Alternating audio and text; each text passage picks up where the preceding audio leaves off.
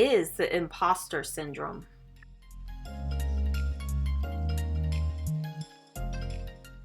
It's usually the belief that you may be fooling people. And it's when a person is unable to internalize their own achievements or accomplishments. There are several things you can do to prevent this. For instance, you can recognize it and correct it, or you can discuss it with peers. You can form or develop groups that will help you get past it and focus on your value. Thanks for watching. Make sure you hit that like button and subscribe, and make sure you comment below, and I will see you in the next one. Goodbye.